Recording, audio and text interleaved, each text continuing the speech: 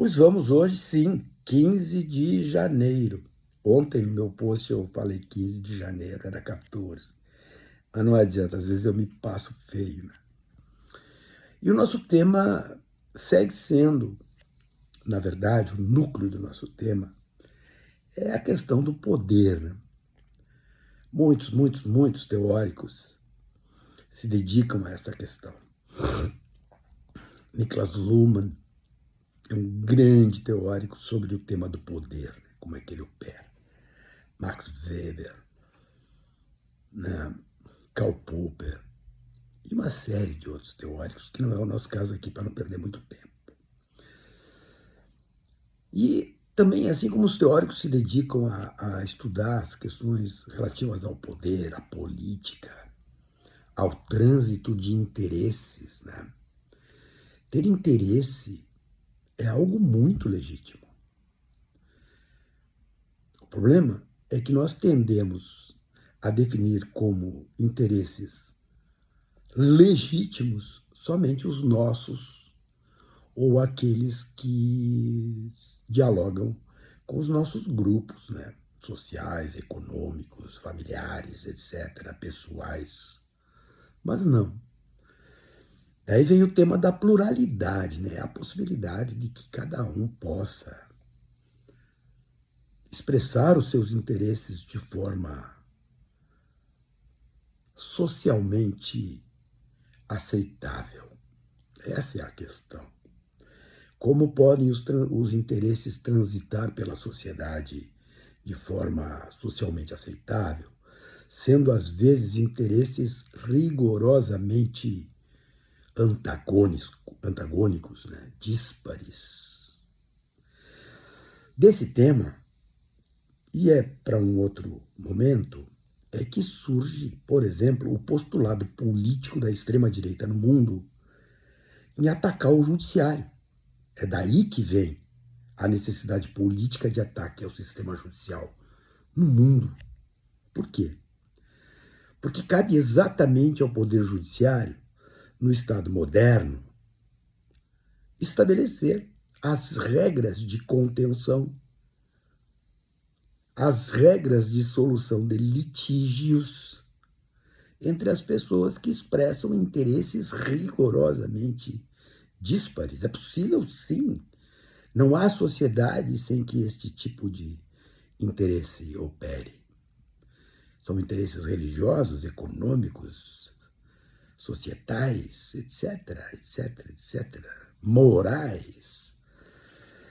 E para que as pessoas não se matem, para que os grupos sociais consigam conviver, existe um negócio chamado sistema judicial, onde se escolhe um terceiro e esse terceiro vem e toma a decisão em nome do Estado, né?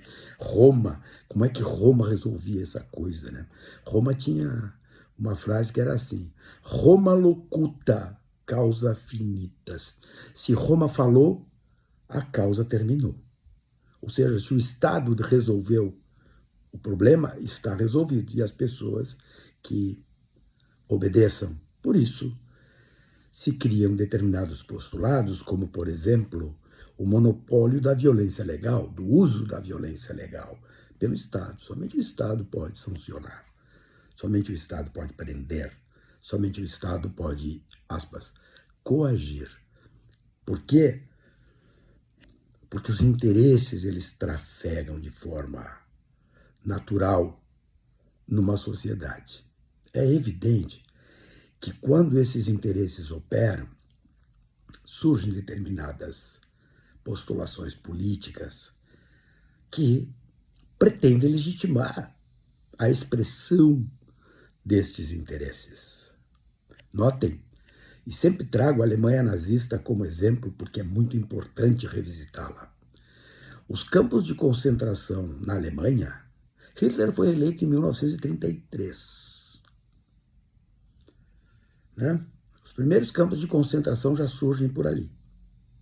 Agora, o Holocausto, Auschwitz e aquela dezena de campos de concentração descobertos no final da guerra, eles nascem após uma sequência discursiva que estruturava o ódio a determinadas pessoas e grupos de pessoas como modo de trânsito de um determinado interesse. O interesse nazifascista que vinha organizado num livro chamado Mein Kampf. Então, o discurso nasce antes da ação. A palavra vem antes da ação. Quando grupos extremistas, tanto de direita quanto de esquerda, reivindicam para si a titularidade da legitimação de determinadas posições, eles trazem consigo uma palavrinha chamada liberdade. O que é ser livre? O que é ser livre? É poder fazer qualquer coisa? Onde a liberdade opera? Só no âmbito societal, estatal? Não. Os elementos de liberdade se difundem por todos os cantos onde a figura humana pode discursar, pode falar, pode agir. Portanto, os elementos de liberdade, eles perpassam a nossa vivência, a nossa família, o nosso clube, a nossa igreja, a nossa empresa, o nosso município, a nossa comunidade. Na medida em que isso acontece, o ser humano vai gerando, vai criando determinadas convenções políticas que tendem a limitar esta liberdade.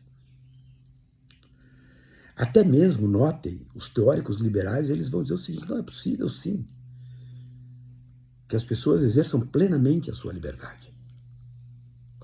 Só que essa plenitude, ela pode produzir danos. Assim diz a direita liberal. E quando os danos são produzidos, sim, o Estado está autorizado a intervir. Outras já vão dizer que não. Que essa liberdade, ela é absolutamente controlável. E, portanto, previamente o Estado vai dizer o que pode e o que não pode, que é um outro absurdo. O nosso tema é um tema que tem uma outra palavrinha que resolve, chamada regulação, né? A regulação jurídica, ela estabiliza a sociedade. Assim como a regulação econômica estabiliza a livre concorrência. Nas nossas famílias, nós escolhemos aquele que irá estabilizar as relações familiares, que irá regular as relações familiares. E isso vai mudando de acordo com o tempo. Portanto, o que nós temos que saber é que quando eu uso esta ou aquela expressão, e aqui no caso estamos falando sobre liberdade, nós não fazemos isso de uma forma absolutamente natural ou casual. Não. Isso tem uma vinculação direta ao modo como nós enxergamos a sociedade. Veja o que são os estados teocráticos. Os estados teocráticos são aqueles que reivindicam a partir do próprio Estado, a partir do uso da força do poder político, a unanimidade de uma única crença religiosa ou a sobreposição desta crença sobre as demais. Basta ver o caso, por exemplo, o Irã. No Oriente Médio isso é muito presente. Então, quando eu falo de liberdade, eu não estou falando de qualquer coisa, estou falando de um postulado político. E não há, no mundo das relações sociais, nada absoluto. Nem a vida é absoluta.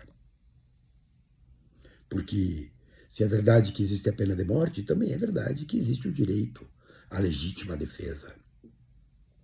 Nada é absoluto. Portanto, querer atribuir à liberdade grupal, individual, uma absolutez artificial, simplesmente é fazer política. E quando um grupo faz política, o outro também faz. A pergunta é: o caminho que esta política permite construir concretamente nas nossas vidas? Veja o Brasil que virou a tal de polarização. É um discurso de ódio em cima do outro, uma mentira sobre a outra. Vamos seguir falando sobre isso.